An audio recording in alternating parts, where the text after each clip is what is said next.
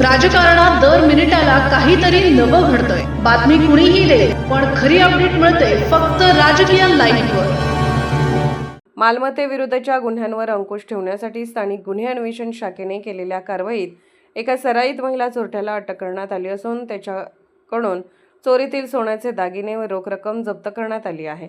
या कारवाईमुळे मिरज बसस्थानक परिसरातील चोरीचा गुन्हा उघडकीस आला आहे। पोलीस अधीक्षक तुषार दोशी यांच्या आदेशानुसार व पोलीस निरीक्षक संजीव झाडे यांच्या मार्गदर्शनाखाली स्थानिक गुन्हे अन्वेषण शाखेचे पथक चोरीचे गुन्हे करणाऱ्या संशयितांचा शोध घेत होते। दरम्यान पोलीस हेड कॉन्स्टेबल सागर लवटे, अनिल कोळेकर आणि नागेश खरात यांना गोपनीय माहिती मिळाली की एक संशयित महिला सांगली एसटी स्टँडच्या मागील दुसऱ्या गल्लीत फिरत आहे। माहितीच्या आधारे पोलिसांनी तात्काळ सापळा रचून संबंधित परिसरात निगराणी केली। यावेळी एका महिलेवर संशय आल्याने सहाय्यक पोलीस निरीक्षक प्रशांत निशांदार यांच्या मार्गदर्शनाखाली महिला पोलीस अंमलदार सपना गराडे व प्रतीक्षा गुरव यांच्या मदतीने तिला ताब्यात घेण्यात आले।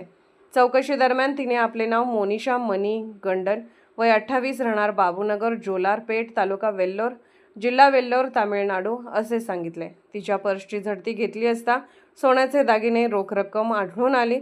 याबाबत विचारणा केली असता मार्च महिन्यात मिरज बस स्थानकावर एका महिला प्रवाशाच्या पर्समधून गर्दीचा फायदा घेत चोरी केल्याची कबुली तिने दिली। यानंतर महात्मा गांधी चौक पोलीस ठाण्याच्या अभिलेखांची पडताळणी केली असता संबंधित चोरीचा गुन्हा दाखल असल्याचे निष्पन्न झाले। आरोपी महिला व जप्त मुद्देमाल पुढील तपासासाठी महात्मा गांधी चौक पोलीस ठाण्याच्या ताब्यात देण्यात आला आहे।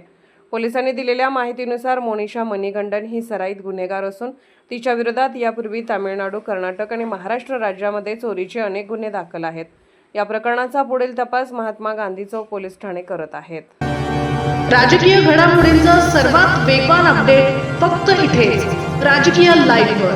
आमच्या YouTube चॅनलला लाईक, शेअर, सबस्क्राईब करा आणि रहा राजकारणाच्या रणभूमीवरील थेट नजरेत।